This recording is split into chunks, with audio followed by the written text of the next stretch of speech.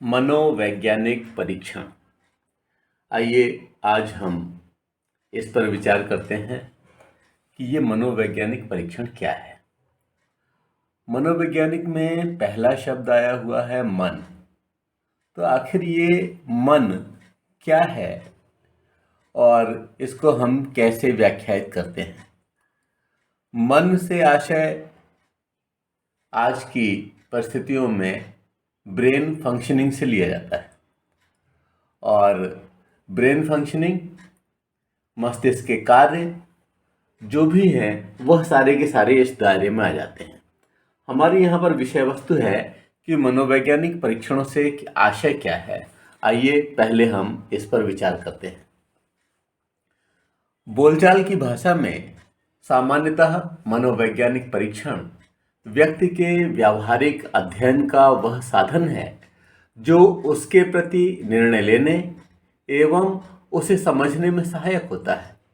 इसके द्वारा व्यक्ति की विभिन्न योग्यताओं का मापन तथा उसके व्यक्तित्व व चरित्र का अध्ययन भी संभव होता है। मनोवैज्ञानिक परीक्षण के आशय को स्पष्ट करते हुए फ्रीमैन महोदय ने क्या कहा, आइए विचार करते हैं।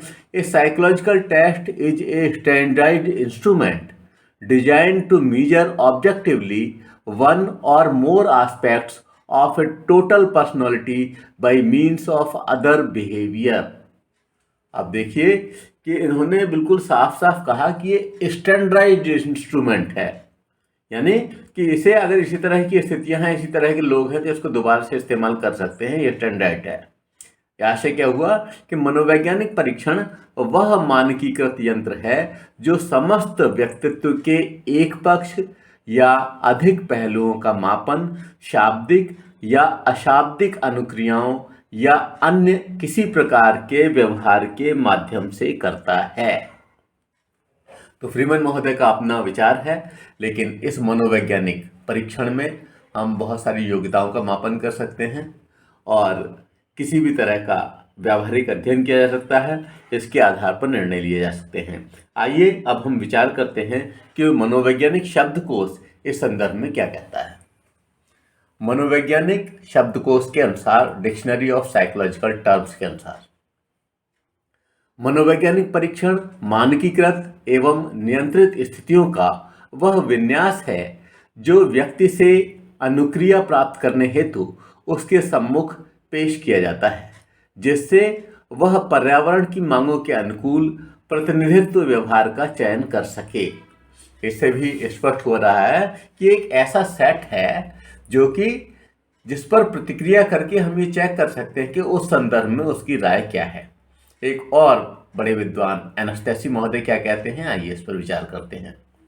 A psychological test is essentially an objective and standard measure of sample behaviour. मनोवैज्ञानिक परीक्षण आवश्यक रूप से व्यवहार के प्रतिदर्श का एक वस्तुनिष्ठ एवं मानकीकृत मापन है। ये कह रहे हैं कि एक वस्तुनिष्ठ है, इसमें ऑब्जेक्टिव टाइप के क्वेश्चंस हैं, इस तरह जिन्हें हम आइटम्स कहते हैं, उस पर प्रतिक्रियाएं होती हैं और उसके आधार पर यह तय होता है कि इसके परिणाम क्या रहे। इस संदर्भ में मन महोदय क्या विचार करते हैं, आइए इस पर ध्यान देते हैं। मन महोदय का विचार है कि test is an examination to reveal the relative standing of an individual in the group with respect to intelligence, personality, attitude और अचीवमेंट। अर्थात परीक्षण वह परीक्षा है जो किसी समूह से संबंधित व्यक्ति की बुद्धि, व्यक्तित्व, अभिक्षमता एवं उपलब्धि को व्यक्त करती है। आप देखिए इन्होंने व्यक्तित्व की, बुद्धि की, अभिक्षमता की और उपलब्धि की बात की है कि बहुत सारे सेक्टर्स हैं जहां पर भी मानव का मन कार्य करता है। उन सारे फैक्टर्स को हम इस तरह के टेस्ट बना करके चेक कर सकते हैं कि वहां पर उसकी स्थिति क्या है। टाइलर महोदय क्या कहते हैं, आइए इस पर विचार करते हैं। A test can be defined as a standard situation designed to elicit sample of an individual behaviour. परीक्षण वह मानकीकृत परिस्थिति है जिससे व्यक्ति का प्रतिदर्श व्यवहार निर्धारित होता है। सबसे कीमती शब्द है प्रतिदर्श व्यवहार, कि उसका सचमुच में व्यवहार है कैसा, मॉडल क्या है उसका। क्योंकि अगर मान लीजिए एक आध क्वेश्चन होता है तब उसमें व्यक्ति अपनी बात को छुपा सकता है, लेकिन ये आइटम्स की एक ऐसी श्रृंखला होती है कि इसमें व्यक्ति अपने व्यवहार को छुपाना चाहे तब भी उसे छुपाना मुश्किल हो जाता है, और उसके प्रतिदर्श व्यवहार का अध्ययन इसके माध्यम से हो ही जाता है। तो विभिन्न विद्वानों ने देखिए अलग अलग तरह की परिभाषाएं दी हैं, और इस आधार पर हम किसी स्थिति तक पहुंच सकते हैं।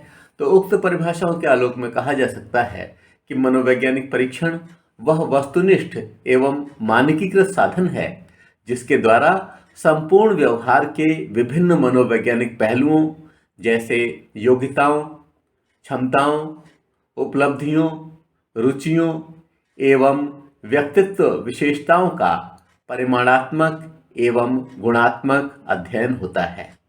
यह व्यक्ति को समझने एवं समूह में उसकी तुलना करने में भी सहायक होता है।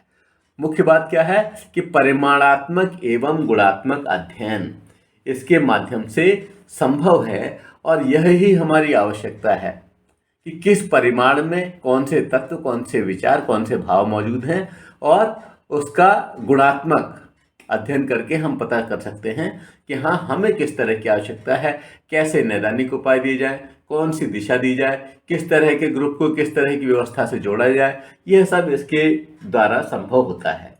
हम विचार करते हैं अब कि मनोवैज्ञानिक परीक्षण की आखिर आवश्यकता है क्यों।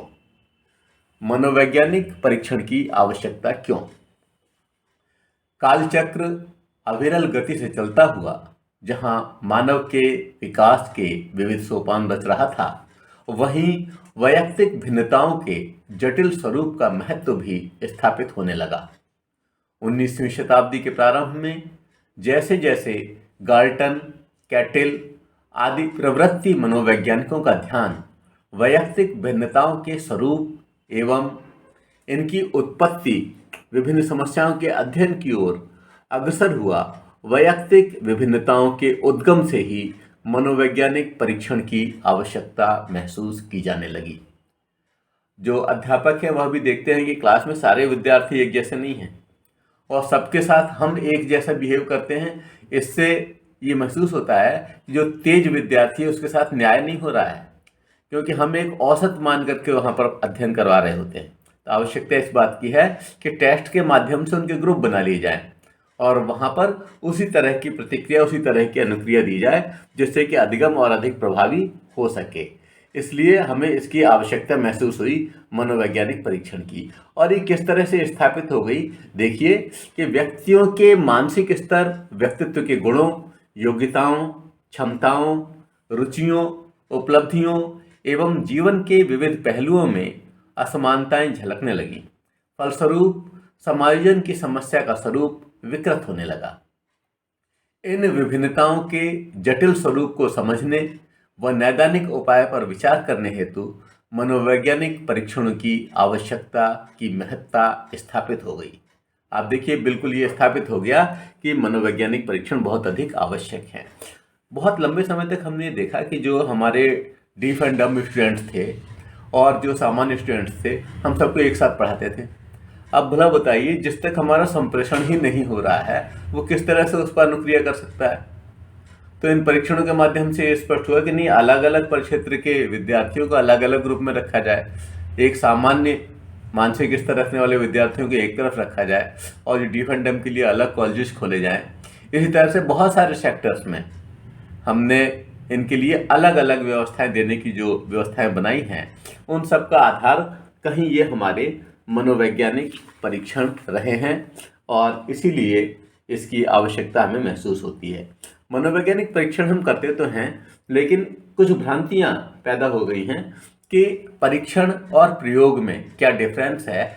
यहाँ पर हमारे विचार थोड़े उलझ जाते हैं, तो इसको स्पष्ट करना आवश्यक है, और साथ साथ परीक्षण और मापन में क्या डिफरेंस है इसको स्पष्ट करना आवश्यक है। तो पहले हम ले लेते हैं परीक्षण एवं प्रयोग में अंतर। मनोवैज्ञानिक परीक्षण में व्यक्ति के संबंध में जानकारी प्राप्त कर व्यावहारिक पक्ष का अध्ययन किया जाता है, जबकि प्रयोग में प्रतिक्रियाओं का अध्ययन ही संभव होता है। यह तो अपने शब्दों से ही सब बिल्कुल स्पष्ट है कि इसमें व्यक्तित्व के संबंध में जानकारी प्राप्त करके व्यावहारिक पक्ष का अध्ययन किया जाता है और प्रयोग में जैसी प्रतिक्रिया होती है उसके आधार पर उसका अध्ययन संभव होता है।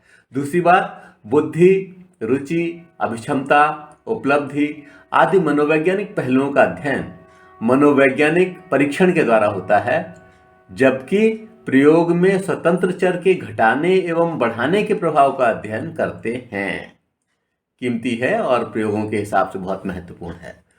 नेक्स्ट बात, वैधता, विश्वसनीयता आदि मानकों का स्थापन मनोवैज्ञानिक परीक्षणों का निर्माण करते समय किया जाता है, जबकि प्रयोगों में योजना का स्वरूप ही बदल जाता है और इसमें उद्दीपकों व जीव परिवर्तियों को ही नियंत्रित किया जाता है।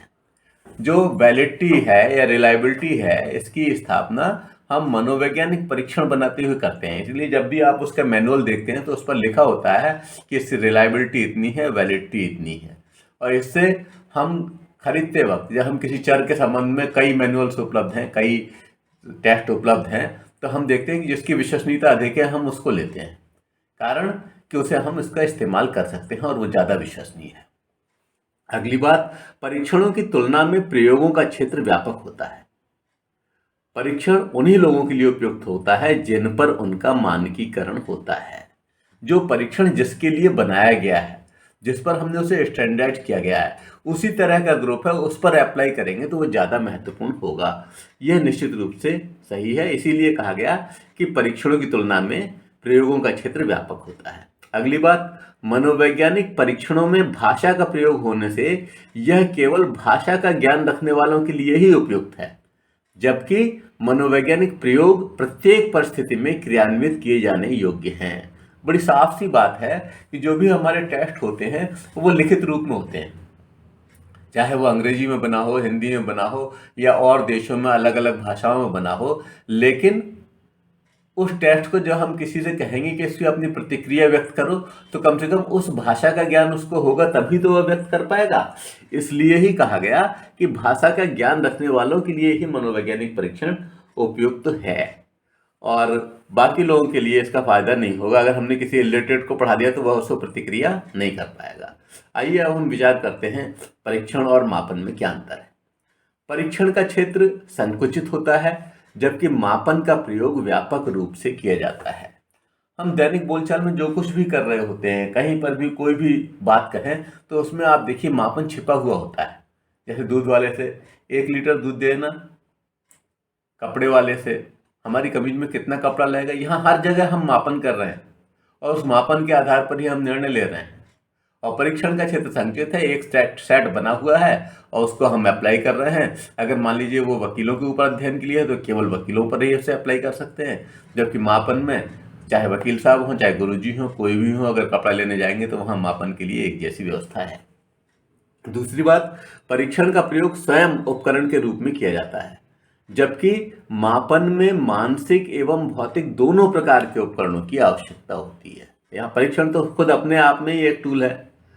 तीसरी बात, परीक्षण का संबंध अधिकतर मानसिक एवं मनोवैज्ञानिक गुणों से होता है। हाँ, इसमें हम जो मन के द्वारा जो निर्धारित कार्य हैं, मन के जो कार्य हैं, मन की जो व्यवस्था है, मन के जिस तरह का हमारा बन गया है, मानस जिस तरह का है, उस गुण का हम अध्ययन इसके माध्यम से कर पाते हैं, जबकि मापन में मुख्यतः भौतिक गुणों का अध्ययन करते हैं। जैसे आप कहते हैं MKS प्रणाली, आप कहते हैं CGS प्रणाली, तो ये जो MKS है मीटर किलोग्राम सेकंड पद्धति, या CGS है सेंटीमीटर ग्राम सेकंड पद्धति, या FPS है फुट पाउंड सेकंड पद्धति, तो ये सारी पद्धतियाँ क्या हैं, इसमें सब भौतिकता का हम मापन कर रहे हैं। जब हम किसी की विद्युता का, दयालुता का, क्रूरता का, कोमलता का, इन सब चीज़ों का अध्ययन करते हैं तो हम वहाँ पर परीक्षण का इस्तेमाल करते हैं उन भावों के अध्ययन के लिए। अगली बात, परीक्षण में विभिन्न प्रकार के पद सम्मिलित होते हैं जिन्हें मानकीकृत करके उपयोग में लाते हैं। मापन में वस्तुओं की संख्यात्मक विवेचना एक निश्चित नियम के अनुसार होती है। आप देखिए इसमें बहुत सारे पद तो होते हैं, लेकिन हम आइटम एनालिसिस करते हैं, फिर डिफिकल्टी लेवल निकालते हैं, उसके आधार पर हम तय कर देते हैं कि इन पदों को ही शामिल करेंगे। आइटम एनालिसिस का पूरा दायित्व ही यही है कि उसके बाद सेलेक्टेड आइटम्स जाते हैं और उस पर हम अनुक्रिया या प्रतिक्रिया लेते हैं, जबकि मापन में वस्तुओं की संख्या की विवेचना एक ही निश्चित नियम के अनुसार होती है। यह हुआ परीक्षण एवं मापन में अंतर। अब हम पता करते हैं कि इसके उद्देश्य क्या है। मनोवैज्ञानिक परीक्षण के उद्देश्य। पहला उद्देश्य वर्गीकरण एवं चयन। हम मनोवैज्ञानिक परीक्षण अप्लाई कर सकते हैं और अप्लाई कर सकते हैं एक बहुत बड़े ग्रुप पर। बहुत बड़े ग्रुप पर वो करने के बाद में हम उनकी उस परीक्षण पर प्रतिक्रिया के आधार पर उनका वर्गीकरण कर सकते हैं कि इन्हें अलग अलग इस ग्रुप में रखा जाए और इनके लिए इस तरह की व्यवस्थाएं दी जाए। दूसरी बात कि मनोवैज्ञानिक परीक्षण के आधार पर जो कुछ भी निष्कर्ष हमारे निकल के आते हैं उसके आधार पर हम प्रेडिक्शन कर सकते हैं। जैसे मान लीजिए इलेक्शन का समय है और आप देखते हैं कि तमाम चैनल्स अपने अपने प्रेडिक्शन सुना रहे हैं, तो इस पर हम परीक्षण ही बना सकते हैं और परीक्षण बनाने के बाद उस क्षेत्र विशेष में अप्लाई करके वहाँ के हिसाब से स्टैंडर्ड करके और उसको हम अगर अप्लाई करेंगे तो उसके आधार पर हम रिजल्ट प्राप्त हो जाएंगे, जिससे कि हम प्रेडिक्शन कर सकते हैं। केवल उसी क्षेत्र में नहीं, बहुत सारे क्षेत्रों में हम प्रेडिक्शन कर सकते हैं और उसका आधार हमारा मनोवैज्ञानिक परीक्षण हो सकता है। दूसरी बात, इसके आधार पर जो कुछ भी हमें परीक्षण देने के बाद हमें प्राप्त होता है तो उसके आधार पर हम मार्ग निर्देशन कर सकते हैं कि किसको किस सेक्टर से जुड़ना चाहिए, किसको क्या कार्य करना चाहिए, उसके लिए क्या उचित है। ये सब मार्ग निर्देशन हम इसका आधार बनाकर कर सकते हैं। दूसरे, इसके से प्राप्त अंकों के आधार पर ही हम कंपैरिजन कर सकते हैं, तुलना कर सकते हैं और तुलना के आधार पर किसी निष्कर्ष तक पहुंच सकते हैं। जैसे मान लीजिए कि एक ग्रुप का हमने अध्ययन किया और दूसरे ग्रुप का अध्ययन किया, अब इन दोनों ग्रुप में क्या समानता है, इसमें कोई कोरिलेशन है या नहीं है, इसका हम अध्ययन कर सकते हैं और यहाँ पर कोरिलेशन निकाल सकते हैं और टी टेस्ट वगैरह के माध्यम से हम पता कर सकते हैं कि स्थिति क्या है, इनमें कोई सार्थक अंतर है भी या नहीं है।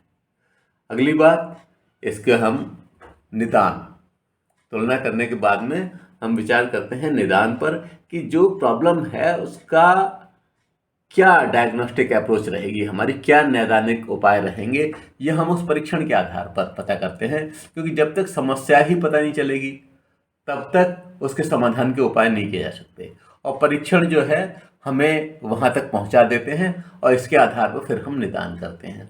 और एक महत्वपूर्ण जो पूरे विश्व की आवश्यकता है, शोध में इस मनोवैज्ञानिक परीक्षण का विशेष महत्व होता है और इसीलिए आप देखते होंगे जितने भी शोध कार्य हैं उसमें पीछे परिशिष्ट लगे हुए होते हैं और उसमें कौन कौन से टेस्ट इस्तेमाल हुए हैं। किसी में 2-2, 3-3 चरणों का अध्ययन होता है तो 3-3 टेस्ट लगे हुए होते हैं, कभी कभी 2 टेस्ट स्टैंडर्ड होते हैं तो एक टेस्ट अपना बना हुआ भी होता है। यानी कि बहुत सारी जो व्यवस्थाएं हैं शोध की वो इससे जुड़ी हुई हैं और शोध का तो ये आधार ही बन गया है और इसलिए मनोवैज्ञानिक परीक्षण के ये सारे उद्देश्य हैं जिनकी वजह से हम मनोवैज्ञानिक परीक्षणों का निर्माण करते हैं। अब हम जानते हैं कि किन किन क्षेत्रों में कैसे कैसे इनका उपयोग है। मनोवैज्ञानिक परीक्षणों का उपयोग, पहली बात कि वैयक्तिक भिन्नताओं का अध्ययन करने के लिए हम इसका इस्तेमाल करते हैं और उस भिन्नताओं के आधार पर अलग अलग तरह की व्यवस्थाएं उन्हें दे सकते हैं, उनकी प्रगति के अच्छे सोपान तय कर सकते हैं, बना सकते हैं, दिशा दे सकते हैं। दूसरी बात, ग्रुप्स के अध्ययन करने के लिए भी हम इन मनोवैज्ञानिक परीक्षणों का उपयोग करते हैं और उस ग्रुप के अध्ययन के बाद हम ये कह सकते हैं कि इस क्षेत्र विशेष के लोग इस तरह के कार्य के लिए उत्तम रहेंगे और इस क्षेत्र विशेष के लिए उस फला कार्य के लिए अच्छे रहेंगे। यह सब इन मनोवैज्ञानिक परीक्षणों के आधार पर ही संभव हो सका है। दूसरी बात, शैक्षिक उपयोग, अगर मान लीजिए हम कोई नीति बनाने जा रहे हैं तो इन परीक्षणों के आधार पर हम उनका अध्ययन कर लें और अध्ययन करने के बाद ये तय करें कि उस क्षेत्र विशेष के लिए उस तरह के विषय अच्छे रहेंगे, उस तरह की क्रियाएं अच्छी रहेंगी, उस तरह की नियमावली अच्छी रहेगी और ये सब कुछ जो है मनोवैज्ञानिक परीक्षणों का उपयोग ही है। इसका हम शिक्षा के क्षेत्र में उपयोग कर सकते हैं और जो आवश्यक है वह अपने विद्यार्थियों तक पहुंचा सकते हैं। अगली बात है उद्योग एवं व्यवसाय में उपयोग। ये मनोवैज्ञानिक परीक्षण का इसमें बहुत बड़ा व्यापक इस्तेमाल हो रहा है और तमाम उद्योग और व्यवसाय जो है आम आदमी का इन मनोवैज्ञानिक परीक्षण के आधार पर प्रतिक्रिया ले लेते हैं और उस तरह से फिर वो प्रोडक्शन करते हैं जिससे कि सारा का सारा मार्केट में खपाया जा सके। दूसरे, सिलेक्शन के लिए भी जिन लोगों की अभिरुचि उस क्षेत्र में है, अभिवृत्ति उस क्षेत्र की है, उनको उससे जोड़ा जाए तो प्रोडक्शन प्रभावी होता है और इसलिए उनकी तलाश के लिए भी इन मनोवैज्ञानिक परीक्षणों का इस्तेमाल होता है। आप देखते हैं कि जो बीएड एमएड के एग्जाम है उसमें शिक्षक की अभिरुचि परीक्षण होता है, और अभिरुचि आपकी उस क्षेत्र में है तो वो उस टेस्ट के माध्यम से पता चल जाती है, और उसका हम इस्तेमाल करते हैं बीएड और एमएड के लिए ट्रेनीज तलाशने में। एक और बात कि सेना में हम इसका उपयोग करते हैं जिन लोगों की आवृत्ति, जिन लोगों की प्रतिक्रिया इस तरह की होती है जो पॉजिटिव होती है, जो सेना के उत्थान के लिए आवश्यक है, उन्हें हम मनोवैज्ञानिक परीक्षण के आधार पर निकाल लेते हैं और उसके बाद फिर हम उनका उपयोग करते हैं। और अगली बात है नैदानिक उपयोग। जो समस्याएं हैं उनका समाधान हम इसके माध्यम से करते हैं, समस्या जान लेते हैं और फिर डायग्नोस्टिक अप्रोच जो है नैदानिक उपयोग हम इसका करते हैं और उस क्षेत्र विशेष को उस समस्या से हम मुक्त कर देते हैं। अगली बात, इसका उपयोग हम शोध कार्यों में करते हैं और शोध कार्यों में इसके बहुत व्यापक इस्तेमाल होता है। तुलना के लिए इस्तेमाल होता है, मूल्यांकन अंकन के लिए इस्तेमाल होता है, क्षेत्र विशेष को समझने के लिए इस्तेमाल होता है, दूसरे देशों से तुलना करने के लिए इस्तेमाल होता है, और तमाम परिक्षेत्र हैं जो भी शोध के हैं उसमें हम इसका इस्तेमाल करते हैं। और ये टेस्ट्स अप्लाई करके हम इसका अध्ययन करते हैं। जो फिलोसफिकल और इस तरह की नहीं है उसमें हम इनका इस्तेमाल परीक्षणों का अधिक करते हैं। अगली बात, सबसे महत्वपूर्ण बात, कि व्यावहारिक जीवन में इसका उपयोग है। व्यावहारिक जीवन में उपयोग की वजह से मनोवैज्ञानिक परीक्षण की आवश्यकता बढ़ती जा रही है। प्रत्येक व्यक्ति ये जानना चाहता है कि भाई उसकी स्थिति क्या है, क्या उसके क्रोध का स्तर क्या है, वो किस तरह से इसमें चेंजेस ला सकता है। तो आप देखते होंगे कि इस तरह के छोटे छोटे टेस्ट पेपर्स में अखबारों में भी आते हैं और उस पर आप प्रतिक्रिया व्यक्त करते हैं तो उसके आधार पर तय किया जाता है कि आप किस तरह के व्यक्ति हैं। ये इस तरह का प्रेडिक्शन, और जो हम समझते हैं कि भाई ये गुण हमारे लिए आवश्यक है तो ठीक है, और अगर मान लीजिए ये हमें बढ़ रहा है तो हम उसे अपने आप भी कंट्रोल कर सकते हैं, सेल्फ कंट्रोल कर सकते हैं। तो व्यावहारिक जीवन में इसका उपयोग निरंतर बढ़ता चला जा रहा है। ये जो मनोवैज्ञानिक परीक्षण है ये आज की आवश्यकता है। अब हम जो विद्यार्थी हैं वो लिखें कैसे इस परीक्षण को, ये एक बहुत बड़ी समस्या है कि परीक्षण जिसे हम टूल्स कहते हैं, जिसे हम साइकोलॉजिकल टेस्ट कहते हैं, उसे कॉपी पर किस तरह से लिखा जाए, तो इस पर विचार करना आवश्यक है। और ये परीक्षण को कॉपी पर लिखने के लिए आइए हम सीधे सीधे आपको जोड़ते हैं बोर्ड से और बोर्ड पर समझाते हैं कि परीक्षण किस तरह से लिखा जाएगा। अभी हमने मनोवैज्ञानिक परीक्षण का अध्ययन किया और इसके बारे में विभिन्न वस्तुओं को जाना।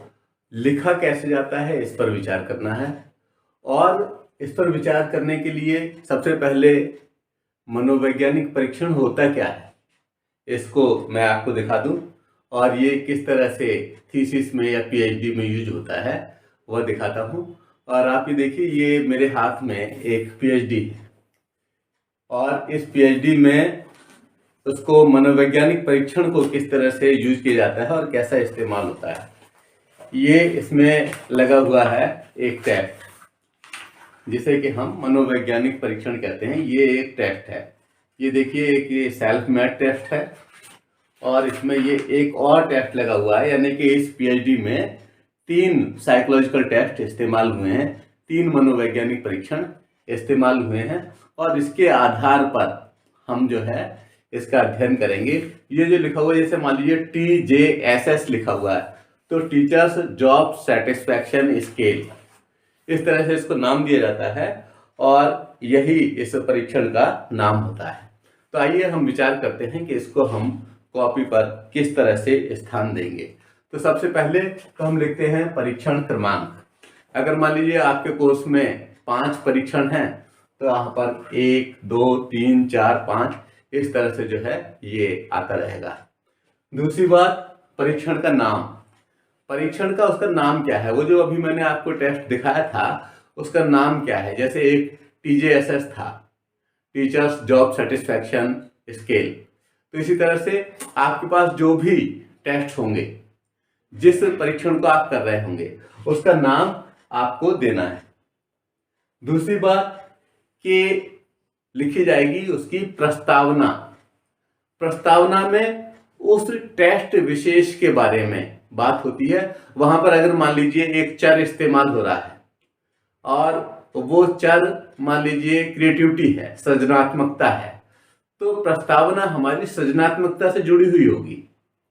इसी तरह से जो भी हम टेक्स्ट इस्तेमाल कर रहे हैं उसकी प्रस्तावना उससे जुड़ी हुई होगी। दूसरी बात, परीक्षण का विवरण। परीक्षण का विवरण हम उसके बाद अगला हेड लिखते हैं अपनी कॉपी पर, परीक्षण का विवरण।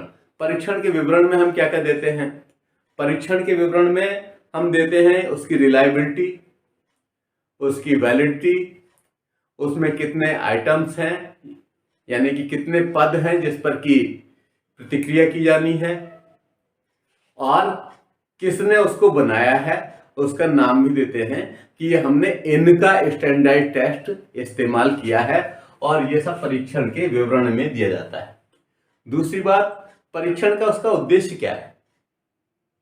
जो हम परीक्षण करने जा रहे हैं उसका उद्देश्य क्या है, यह उद्देश्य हम उसके बाद नेक्स्ट पॉइंट के रूप में लिखते हैं कि परीक्षण का यह उद्देश्य है और इसी चीज को हमने इसमें समाहित किया है। अगली बात, परीक्षण का उद्देश्य में हम लिखते वक्त इस बात का भी ध्यान रखते हैं कि कोई भी अनर्गल बात ना आए। जो वास्तव में उस टेस्ट के माध्यम से परीक्षण हो रहा है उससे जो होना है वही बताया जाए कि इस उद्देश्य के लिए यह परीक्षण बना हुआ है, और उसी उद्देश्य का वो मापन करता है। तो आप समझिए, जब प्रतिक्रिया कोई व्यक्त करेगा तो वो उद्देश्य वहां पर पूरा हो जाएगा। फिर अगले पॉइंट के रूप में आप लिखते हैं सामग्री। सामग्री क्या क्या है? एक तो वह परीक्षण ही होता है जो मैंने आपको दिखाया था, एक इसका मैनुअल होता है। उस मैनुअल में सारी जानकारी होती है कि ये टेस्ट का किस तरीके से बनाया गया, क्यों लिया गया, कब बना, सारा कुछ उसमें दिया हुआ होता है, और वो मैनुअल। और एक हमें आवश्यकता होती है स्टॉप वॉच की। स्टॉप वॉच इसलिए, अगर मान लीजिए कोई टेस्ट टाइम लिमिटेड है कि इसे 30 मिनट में करना है या 50 मिनट में करना है, तो वो जो है स्टॉप वॉच से उस टाइम को हम ऑब्जर्व कर सकें और उसके बाद कह दें भाई अब रुक जाओ। तो ये चीजें हम मुख्य रूप से सामग्री के रूप में इसका इस्तेमाल करते हैं। अगले पॉइंट के रूप में हम लिखते हैं परीक्षण के समय ध्यान रखने योग्य सावधानियां, कि हम क्या क्या सावधानियां रखें। जब हम परीक्षण कर रहे होते हैं तो हम जिससे परीक्षण कर रहे होते हैं वो जिंदा व्यक्ति होता है। हमारा प्रयोज्य जो है वह जीवित है, उसके पास मस्तिष्क है, वह विचार कर सकता है, उसे प्यास लग सकती है, उसे सारी क्रियाएं जो कि मानव के लिए होती हैं वह उसके माध्यम से होती हैं। तो हमें उन सारी चीज़ों का ध्यान रखना है। ऐसा नहीं कि वो टेस्ट करने जा रहा है, वहाँ बहुत अधिक गर्मी है और वह जल्दी से उसको टाल करके भाग जाना चाह रहा है, इस तरह की स्थितियाँ ना हो। तो प्रयोज्य को हम कंफर्ट जोन में रखते हैं और हम जो कुछ भी उसकी आवश्यकताएं हैं उस समय की उसे हम पूरा करने का प्रयास करते हैं, और अपनी बातों से, अपनी व्यवस्थाओं से हम कोई भी अव्यवस्था या असावधानी ऐसी नहीं करेंगे जिसका हमारे टेस्ट पर कोई प्रतिकूल प्रभाव पड़ जाए। इसलिए परीक्षण के समय जो जो ध्यान रखने योग्य सावधानियां हैं वह सारी की सारी हम अपनी उस बुकलेट पर नोट कर देते हैं। इसके बाद हम प्रयोज्य का विवरण लिखते हैं। प्रयोज्य का विवरण में लिखते वक्त हमें इस बात का ध्यान रखना है कि उस टेस्ट के जो मैनुअल है उसमें लिखा होता है कि यह इतने वर्ष से इतने वर्ष तक के लिए है। तो हमारा प्रयोज्य उस में ही आना चाहिए। अगर मान लीजिए कोई टेस्ट है जो कि अध्यापकों के लिए है तो वो अध्यापकों पर ही अप्लाई होगा। अगर कोई ऐसा टेस्ट है जो बुद्धिजीवियों के लिए है, ये जो ग्रेजुएशन से ऊपर वालों के लिए है, तो वह उनके लिए इस्तेमाल होगा। तो हमारा प्रयोज्य भी उसी तरह का होगा, और हम उस प्रयोज्य का विवरण इस प्रयोज्य विवरण नाम के हेड के तहत दे देते हैं, और इसे बहुत बड़ा नहीं करते, थोड़ा संक्षेप में ही इसको हम लिखते हैं। जिस तरह की मान लीजिए हम प्रस्तावना में लिखते हैं तो इसमें तो ज्यादा हो जाएगा, लेकिन प्रयोज्य विवरण में बहुत संक्षेप में थोड़ा सा होगा। अंतः दर्शन विवरण, उसकी जो प्रतिक्रियाएं हो रही हैं उस समय वो किस तरह का महसूस कर रहा है, उसका कोई कौतूहल या कोई बात है, उसको आप उसका अंतः दर्शन करते हैं और उसके बाद आप उसको भी नेक्स्ट पॉइंट के रूप में दे सकते हैं। अगली बात, निरीक्षण कार्य हम हेड डालते हैं और ये देखते हैं कि कहीं उसको कोई दिक्कत तो नहीं है, या अगर मान लीजिए हमने जो कुछ दिया हुआ है और वो उस लेवल के व्यक्ति को आना चाहिए लेकिन उस भाषा को समझ नहीं पा रहा है और उस शब्द का अर्थ पूछ रहा है, तो ऐसे में बता देने में कोई दिक्कत नहीं है, जिससे कि उस आइटम के बारे में वो सही से समझ सके और अपनी अनुक्रिया दे सके। अनुक्रिया देने के लिए भी आप देखिए 11 पॉइंट स्केल है, 5 पॉइंट स्केल है, 3 पॉइंट स्केल है। तो उसके बारे में भी अगर उसकी कोई जिज्ञासा है तो हम उसे बता सकते हैं और यह सब निरीक्षण कार्य के दौरान हम कर सकते हैं। हम उसको इस तरह की कोई बात नहीं बताएंगे जिससे कि रेस्पॉन्स प्रभावित हो जाए। लेकिन अगर उसको उसे भरने में किसी तरह की दिक्कत है, वो पूछा है कि काला किया जाएगा या निशान लगाया जाएगा या कहाँ टिक किया जाएगा, तो इसे बताने में कोई दिक्कत नहीं है और निरीक्षण कार्य करते हुए हम इसको उसे दे सकते हैं। इसके बाद आप देखिए वो टेस्ट जो है उस पर सारी प्रतिक्रियाएं आ जाती हैं और उस प्रतिक्रिया की स्कोरिंग हम मैनुअल में दी गई व्यवस्था के हिसाब से कर लेते हैं। और वो अगर मान लीजिए हमने इंडिविजुअल एक व्यक्ति का किया है तो हमें उस पर प्रतिक्रिया करना और लिखना बहुत आसान है, और चूंकि हम जो इस चीज को सिखा रहे होते हैं तो हम प्रयोज्य एक पर ही उसको अप्लाई करवाते हैं। वो कोई थीसिस या पीएचडी का काम नहीं होता, वो बीए, बीएड, एमएड लेवल के विद्यार्थियों से जब हम करवा रहे होते हैं, एमए शिक्षा शास्त्र के विद्यार्थियों से करवा रहे होते हैं, तो एक प्रयोज्य पर हम उसे अप्लाई करवा करके उसे दिखवाते हैं। तो ऐसी स्थिति में फिर उसका जो कुछ भी प्रतिक्रियाएं आ जाती हैं उसका हम फलांकन करते हैं और फलांकन के आधार पर ही हमारा मूल्यांकन होता है। हम उस स्कोरिंग के आधार पर यह तय करते हैं कि वह किस स्तर का है और सारी कैलकुलेशन करने के बाद में हम उस परीक्षण की फिर व्याख्या करते हैं कि इन्होंने इतने अंक प्राप्त किए और उस मैनुअल में दिया हुआ है कि यहाँ से यहाँ तक मध्यम, यहाँ से यहाँ तक उच्च, यहाँ से यहाँ तक ये। तो जो भी उस तरह के मैनुअल में दिया है उसके आधार पर हम उस परीक्षण की व्याख्या करते हैं। फलांकन आने के बाद, इसके बाद ही फिर अगर मान लीजिए उसके आधार पर कोई हमें बताना है और सुझाव देना है तो हम इसके आधार पर ही उसको सुझाव देते हैं कि तुम्हें ये ऐसे ऐसे करना चाहिए, या उसके अभिभावक को देने लायक कोई सुझाव है तो वो उसके अभिभावक को देते हैं कि आपको अपने बच्चे की प्रगति के लिए ये कार्य करना चाहिए। तो आप ये समझिए कि हम परीक्षण क्रमांक की संख्या से शुरू करके और प्रस्तावना, परीक्षण का विकास, परीक्षण का उद्देश्य, सामग्री, परीक्षण के समय ध्यान रखने योग्य सावधानियां, प्रयोज्य विवरण, अंतःदर्शन विवरण, निरीक्षण कार्य, फलांकन से होते हुए परीक्षण की व्याख्या एवं सुझाव पर उसको हम पूरा कर देते हैं। आप ये समझिए कि परीक्षण जब आप एक बार लिख लेंगे तो ये एक तरह से आपके लिए खेल हो जाएगा और बहुत सरल हो जाएगा। जब तक हम नहीं करते हैं तब तक ही यह हमको बहुत अधिक कठिन लगता है ना। और इसका हम संदर्भ भी देते हैं और बताते हैं कि यह परीक्षण जब हम कभी बात करते हैं और हमारा वाइवा हो रहा होता है, इंटरव्यू हो रहा होता है, जब बीएड के बच्चे या एमएड के बच्चे अपनी बुकलेट लेकर के पहुंचते हैं और वहां पर आया हुआ एग्जामिनर आपसे पूछता है तो आप बड़ी सहजता से इन बातों को बता सकते हैं। वो पूछेगा प्रयोज्य किस एज का था, तो आपको बताना वही है कि इतनी एज का, जैसा कि आपके मैनुअल में लिखा हुआ है। तो इन सब चीजों का ध्यान रखते हुए एक परीक्षण को कॉपी पर स्थान दिया जाता है। धन्यवाद।